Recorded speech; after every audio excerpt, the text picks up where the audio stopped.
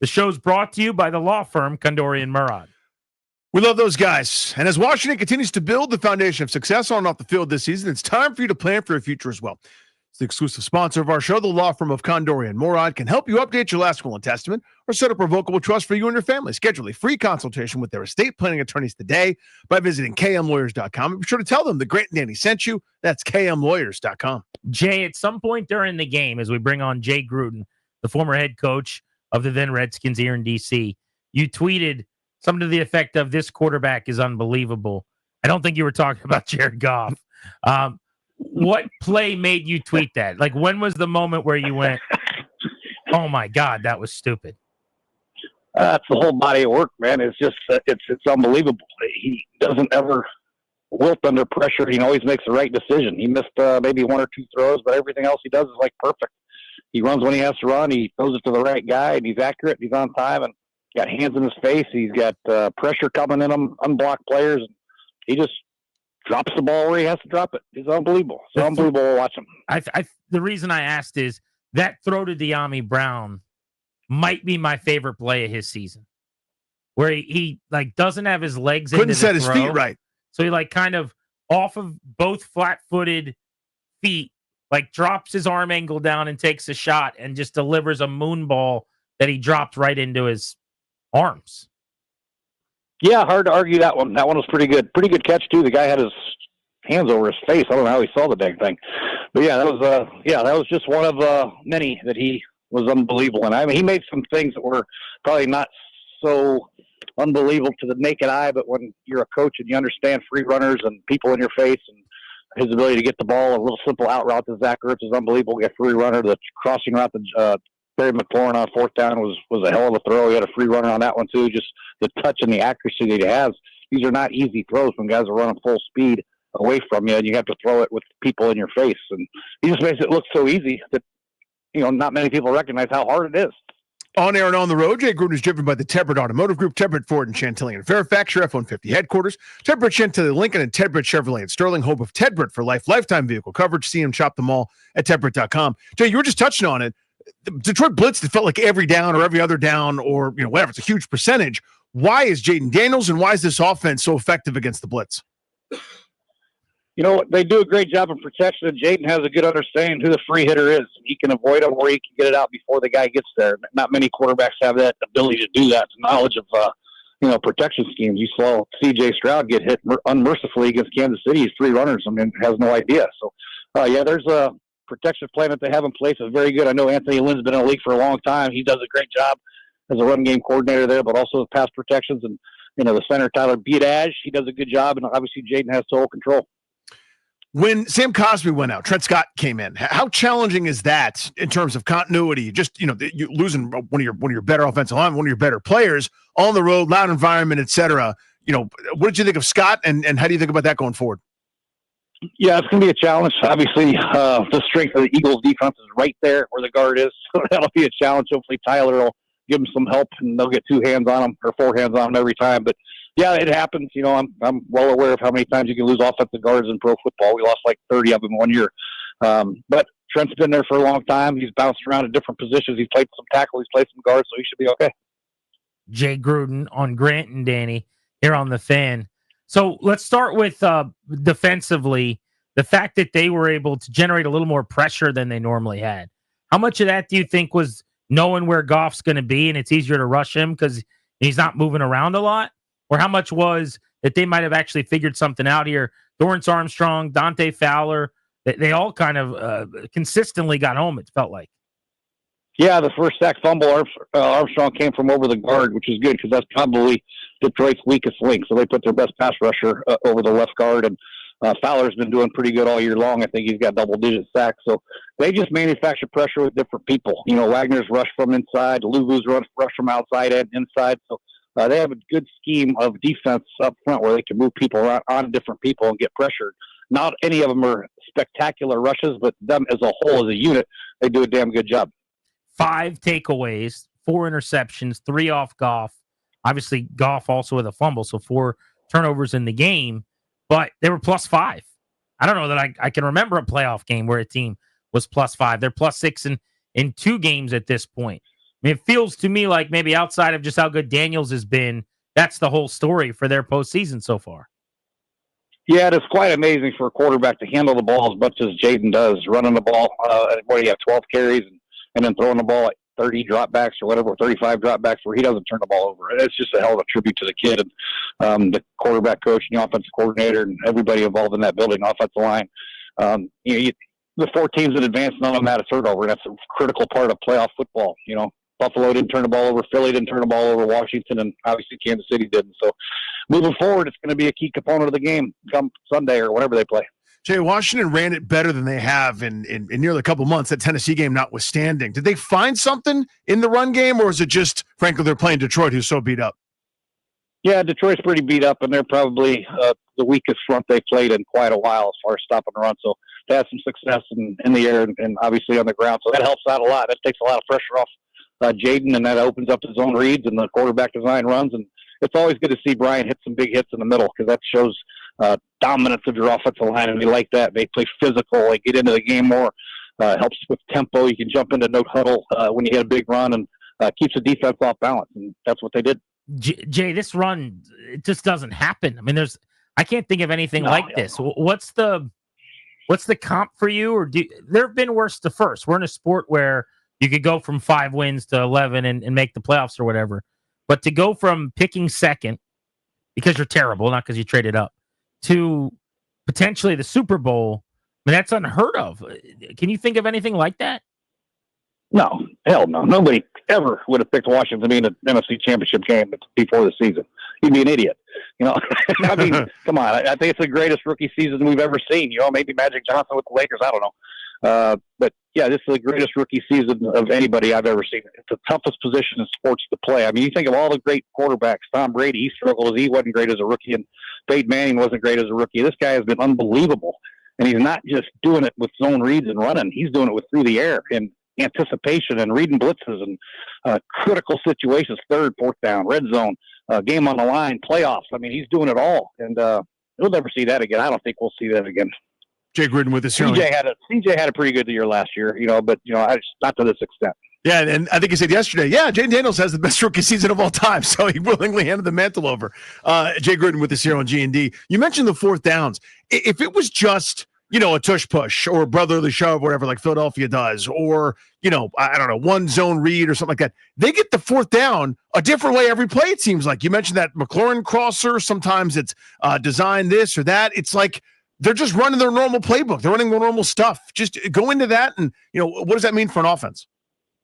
Yeah, I got to see Cliff Kingsbury's 4th down list. He must have 40 plays on that son of a gun. I mean, it's unbelievable. The touchdown to Zach Ertz's 4th down, I believe, and there's like 3 crossing routes, and the only guy remotely open, was Zach Ertz, and he just happened to find him. It's crazy. So, yeah, I don't know how they decide how many plays they're going to carry on 4th down because they're in the red zone, they're out in the field. They're 4th and 3, they're 4th and 5. So, yeah, he does an unbelievable job, Cliff, of coming up with these plays and formations, and the team does a great job of executing. And Dan Quinn has a hell of a lot of trust in his unit, which is pretty awesome to see. It's another part of the game that Washington has done this year that has been pretty much unheard of, converting 80-something% of 4th downs. 81%, 27 of 33.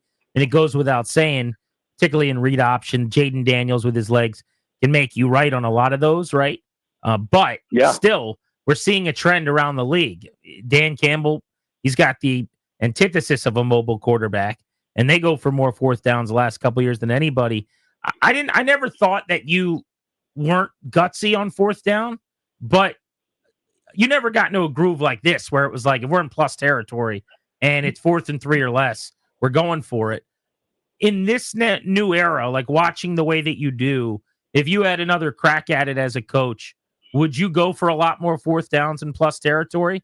Because I've always wondered why more teams don't do it. It's just insane to me. Even 4th and a foot or so in minus territory, to me, it should be a no-brainer. And we're trending that way in the league, it seems like. Yeah, I just felt like you get down in there, especially early in a game, if you go for a 4th down and don't get it, it's like a kick in the, because you do all that work to get down there. You just want to get something to show for your success of getting down there. And you risk a lot of not only momentum, but confidence in your team a little bit if you don't get it. I was more scared of not getting it than being aggressive. Hey, we're going to get it.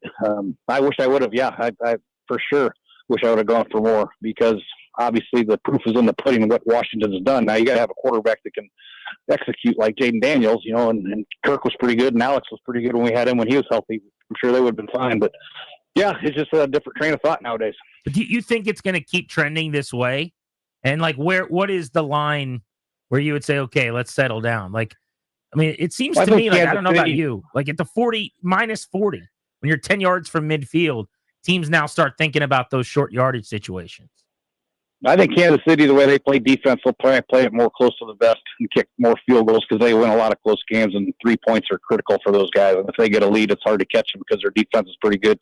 A lot depends on your defense, how good your defense is, and what offense you're playing. If you're playing a high-powered offense like Detroit, 3 points may not be good enough. You have to get 6 every now and then. So a lot of factors into going for it on fourth down. Quarterback play, line play, who you're playing against, what your defense is like, what their defense is like, et cetera, et cetera. Jay, at what point during this game for Washington against Detroit did you go from maybe they can win this thing to, dude, I think they're going to win this thing? When was that conversion for you? Probably, the second quarter barrage.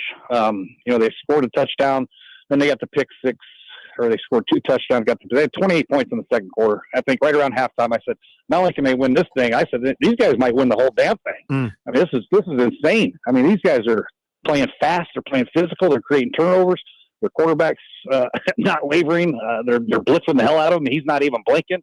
So yeah, I think right around that 28, right around halftime, I was like, this team has a chance to put a ring on their finger. It's hilarious. I mean, it's insane. You can't make this stuff up. No, it's so funny, actually. Like, you laughing after you said it is what I've been doing every time. For days, Jay. That's all we've been doing. For a week, I'm like, they're going to go to the Super Bowl. And I just start giggling. It's so dumb. It's crazy, man. It's just a hell of a thing for these coaches and Jayden and the rest of the team. It's fun to watch. The Eagles are next up in Philly. Obviously, like any other game you play here, Buffalo or Kansas City, ultimately, if you're to beat the Eagles, this one's going to be an uphill battle, and they're going to be an underdog. That said, they just beat them. They have hung with them twice now. Biggest concern about this game? Well, the obvious is Saquon and Jalen's ability to run. That's the biggest concern. And then defensively, that front, the big guys up the middle, stop and run and getting pressure up the middle on Jayden is the biggest concern. Quinyon Mitchell being out will be a big plus because he's starting to play pretty good if he's out. I don't know if he's out or not. But other than that, man, I think Washington's going to go out and play their game and do what they do, go for it on fourth down, make some key plays, and hopefully they can force Jalen to throw the ball because they're having trouble completing a forward pass. How much of the recent matchup plays in, or is it just totally irrelevant? I think a lot plays in, really. Matchups play a big part. Offensive, defensive line play, wide receiver versus corner play, tight ends versus safeties, all that stuff. It all plays in scheme, how we're going to stop Saquon in the outside zones, in the mid zones, in the shotgun run, in the under center, whatever it might be. There's a lot of information you can gather from those two games. Obviously, it'll be quite different. The environment will be quite different, but there is a lot of personal information, head-to-head information that you can gather.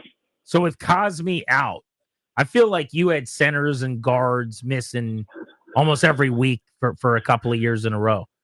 How do you go about blocking up Jalen Carter and those big guys or trying to mask that deficiency? Yeah, I think Tyler Biadasz has to do a good job of making sure he tries to help Trent out as much as he can. If everything's equal, we got to make sure we get two hands on Jalen Carter. And I don't know if it's better to run away from him or run right at him and get double teams right at him. So if you run away from him, you're going to have a single cutoff on him. If you run at him, you're going to have double teams on him. So let's pick your poison against that guy. He's a monster. But I think getting on him perimeter with some of the screens that they run will be very effective. Like the one that Terry McLaurin and the bubble screens they run quite a bit of. I think you'll see a lot of that run alerts. But you gotta just go out and play him. I mean, he's a hell of a player, but scared money don't make no money. Is Jalen Hurts as bad right now as it seems like he is, and why are they so broken throwing the football?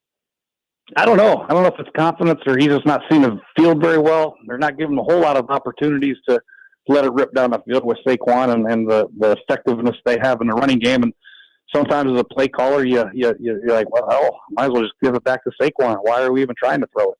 Because he's so good and been so effective. So that's part of it. But the other part of it, I just don't think Hurts is seeing the field very well right now. He doesn't have a lot of confidence. If the first read's not there, he doesn't have confidence in going to the second one or third one. He just one and done, in my opinion.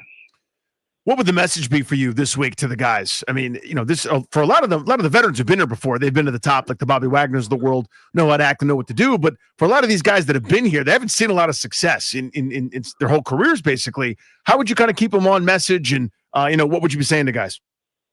Yeah, I think you rely on your veterans like Bobby Wagner, who's been there and done that. He's a strong influence in that locker room, and he's going to be the one that's going to really calm the nerves of everybody and make sure everybody does what they're supposed to do during the week. That's the most important thing, is to make sure we take care of the minor details throughout the week of the game plan and really focus on what we're supposed to do and who we're playing against. And I think that'll be an easy task for these guys. These guys have been well prepared and well coached every game that they played, and Bobby Wagner is a big part of that. He doesn't take anything other than people's best. Jay, the Commanders are in the NFC Championship game. I wish I would have bet that before the dang season started. Yeah, you and me both. Same here. You'd have done all right. You could treat Danny and I to a nice steak dinner. Steak dinner, you got it. Well, I just meant if you hit your bet. But no, he said yes. He said yes. If you want to do it I'll anyway. take you guys out for a steak when I get back. When I get back and the sun comes out over there, I'll come back and take you guys to DC Prime up there. All right, we'll do it. I'll eat that steak. I'm good at that. Yeah, mashed potatoes. You should see Danny cut. He cuts like I'm meticulous, like Jack. a violin or something. It's like 14 saws through the steak. That does not surprise me one bit. Although Jay will love how I do it too. Yeah. So what Grant does is, you ever seen somebody in like a slasher movie? They hold the knife. That's how he holds his fork, right? So he stabs with the fork and does like a one saw with the knife and eats it. By the time you've like got your napkin on your lap, he's 80% the way done with the steak, and then is like asking people personal questions. I'm surprised he uses a knife at all. I figured you just pick it up and eat it. I should. He's one step shy of that. I'm on my way. Gnawing at it like a wolf. That and some mashed potatoes. That's the name of the game. Jay, hopefully we're talking about the Commanders in the Super Bowl. Going to the Super Bowl, next week. Enjoy the games this weekend. I will do it. Thank you, guys. All right, see you, buddy. There's Jay Gruden, former head coach here in D.C. I love that. He had the same thing. Yeah, just chuckling like we are. Same response I did. He's like, they might go to the Super Bowl. And just starts laughing. Yes. It's a giddy time around these parts. People, the Commanders are playing in an NFC championship game. What?